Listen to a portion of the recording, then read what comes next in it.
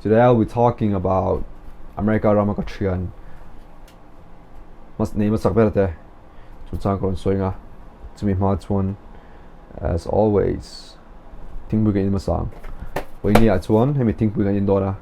Kava stress relief tea in dona.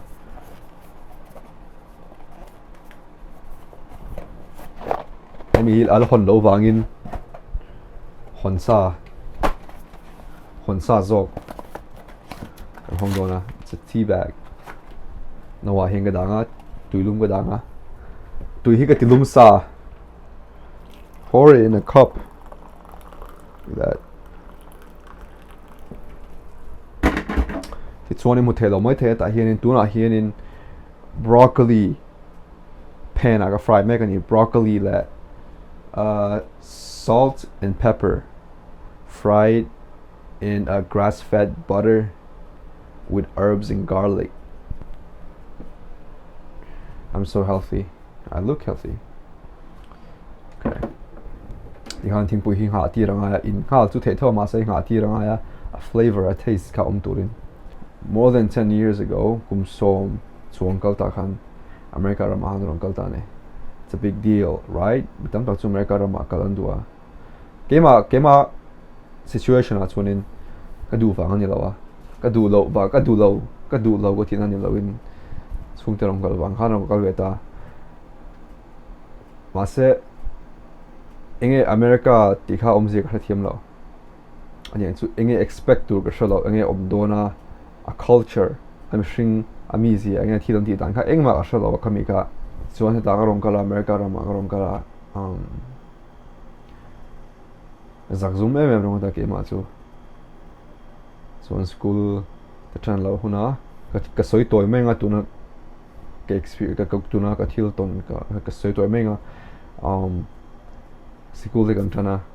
okay class in kalami kan hua sap te kan hua Americans te kan hua ka lu chu ngai dan tu ka thiam lo sap tong chu tlem tong le je ba chu thiam mai la tong chuak tur mo thil tur hang ka zak zum tu ka tong chuak ngam mai lo mi biak po hen ka soi thei trok ka ming chia that's it chuan chu mi po min be chalo bo ka mi nu ka chuan alright mi thilin zo an mani en ngam boxi lo alright that's when eye contact me and biak til eye contact tape it's more polite an mani en demo it's one that's it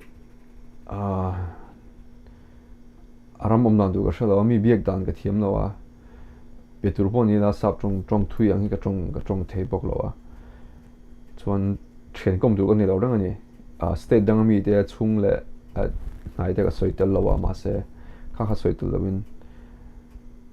chen ka ni lo rang school kal le ka hre thei em mani ni tin san chu mi biak tu ma ka nei lo mani om rang ani mai chu ta chu mai ba ka ko mai bo hen mi hen min lo judge mo min lo en rang thina thing thina chang phei chunin chuan in getting I was just came up kum play teenager ba kan hi tran to thil ka shave tran interaction well let me ani bia socially ti ma ka shave tran ma se mun thara ko ma mun thara mai ba ka hlau mun thar le ka za zum na mani ka tan chuan en tinga ding min kai hro tu tur box si lo thil chun chang dan tur shalok boxi lo hetiang chu tiang ania thelian thil ti thin ti ma ka boxi lo engma kha chuang changa kalai ka zak zum from all the time every day school kal ka shya school a bo thuna ka thu to ba sta lunch kal top ti hani mai den school zo vele ho I was just a scared little boy. And I was trying to cope with it. And then until tona kan cope kan tum trina was saying omzia shet thiam kan tuma ka tan chun omzia shet thiam chu in withdraw ni mai chung lama oma tuma biak lawa kala ho top shre se ko kal kan animaya and cái tiếng han cùng ni thum về chu ni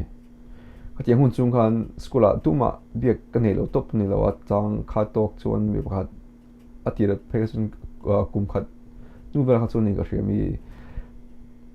sang biak chu cái này về tlem so pakhat chu pakhat min be tu chu mình chu soi lo mai ga ma se hepa hian min bia hepa bula hian ka comfortable ve do ka tia abula bu khan sang po chon lunch kan ne dun phei chon abula han ka thua kan pani chon ni mai and then later anu ka thil ka shet chu khapa kha he was like a loser, all right.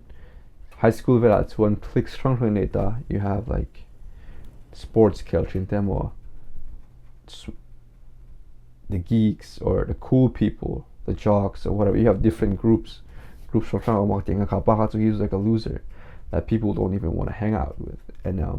ama shelawa mean anlo nu is a chin. That's what I found out. Yeah, so after that kumni ve nu abotun kala chung khatai chung lo English because I was so scared. Ka chung am lo wang han nu chuan nu fe nu chun train ka siam atan da kai ka train siam lan chu thing ati chun zinga class uncle thin diga mua train ka tho kha lo kha khom thin diga mua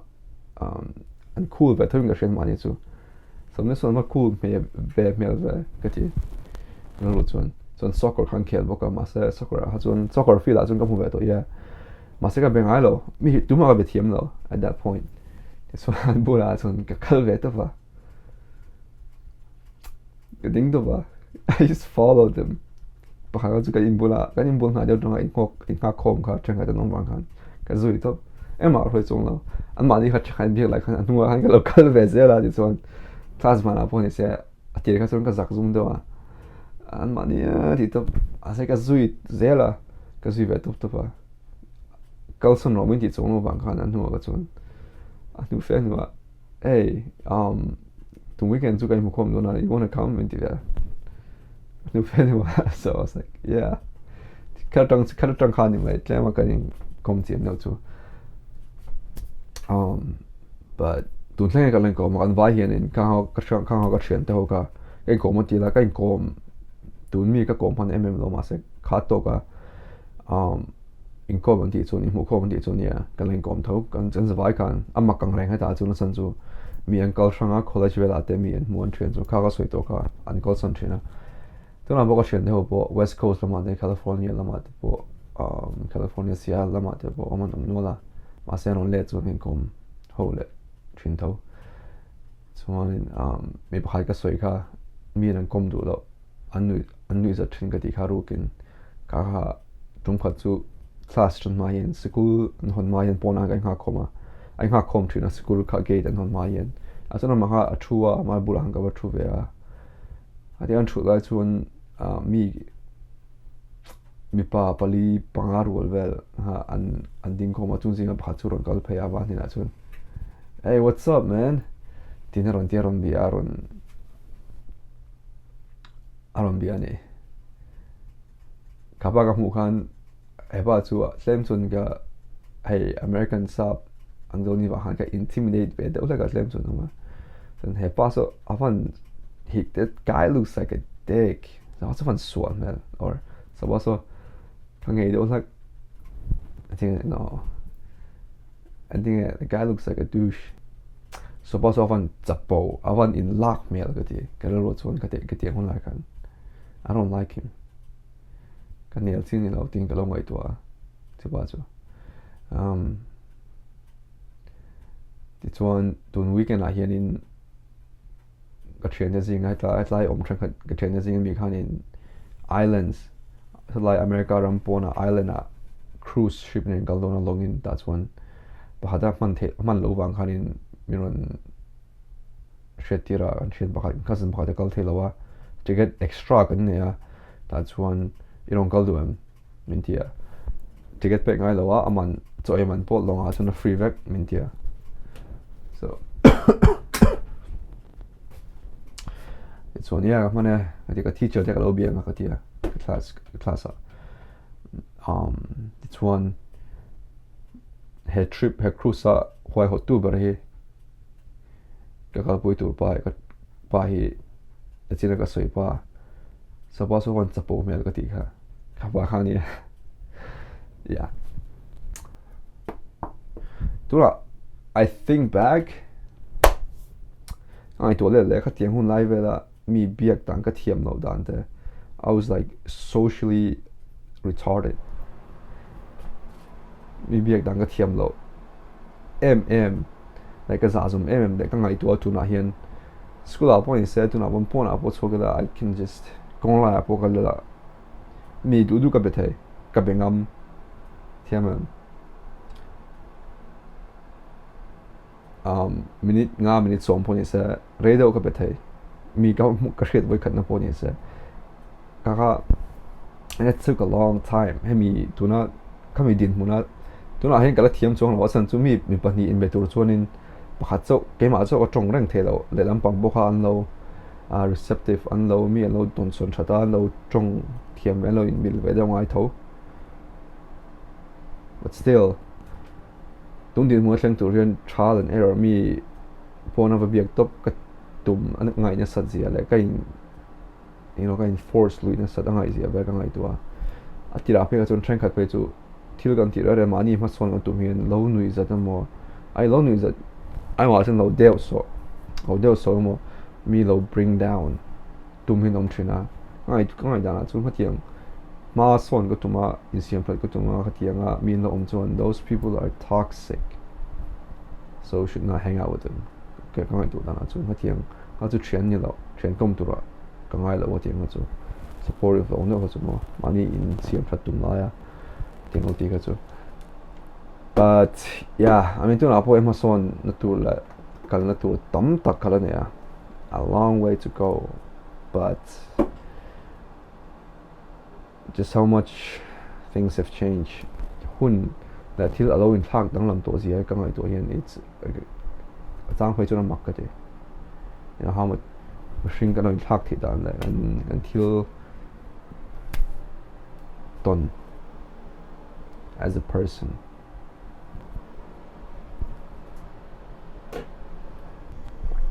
thil bahar ka theng chu America ram chung chang no kema chung chang ve ta ka selen chung chang te India ram chung chang ba de po hin se I put a journal diary ang no la kha heng ka zia khom thina chu la kha buwa ka zia chu ka ni chuan you can check it out I feel so can I thiang zo can in detail la video ka soi ngam kher lo mo poni se khang ho kha ka zia khalama la kha buwa ka zia chu ka ni chung kha ka ron shati la dong chu ne all right